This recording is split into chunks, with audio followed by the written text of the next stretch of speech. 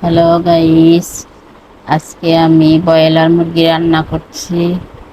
Broiler মুরগি কিভাবে রান্না করলে কোনো গন্ধ আসবে না সেই টিপস আজকে আপনাদেরকে বলে দিব।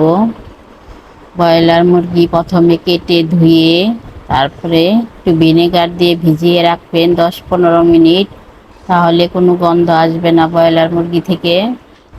আর আমি যে মাংসটা রান্না করছি ভালো করে কষিয়ে রান্না করব। একটু জলও দিব না, শুধু ভাজা ভাজা করে রান্না করব। এইভাবে যদি আপনারা ব্রয়লার মুরগি রান্না করে খান খুব ভালো লাগবে। একবার এইভাবে রান্না করে খেয়ে দেখবেন, কোনো গন্ধ আসবে না। মশলাটা কষিয়ে মাংস দিয়ে দিয়েছি, এখন ভালো করে নাড়াচাড়া করব। শুধু শুধু ভেজেই রান্না করব, কোনো জল দিব না। এইভাবে রান্না করলে খুব ভালো লাগে। এইরকম নিত্য নতুন টিপস পেতে হলে আমার পেজটি ফলো করে দিবেন। আর ইউটিউব থেকে যারা দেখবেন তারা আমাকে সাবস্ক্রাইব করে দিবেন।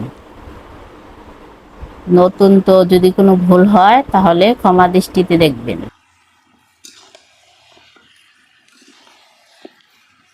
ভিডিওটি ভালো লাগলে পাশে থাকবেন।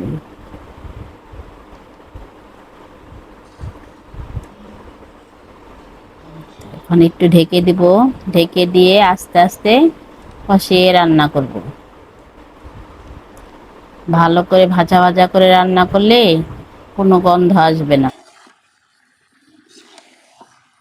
কাঁচামরিচ বাটা দিয়েছি, একটু শুকনো মরিচের গুঁড়া দিয়েছি অল্প, দিয়ে রান্না করছি। আমাদের আবার ঝাল খায় না, তো ঝালটা একটু কম খায়, তার জন্য একটু ঝাল কম দিয়ে রান্না করছি।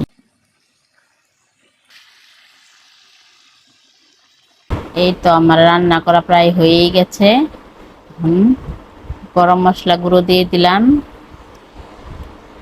একটু নাড়াচাড়া করে তারপরে নামিয়ে ফেলবো। ভিডিওটি কেমন লাগলো কমেন্টে জানাবেন।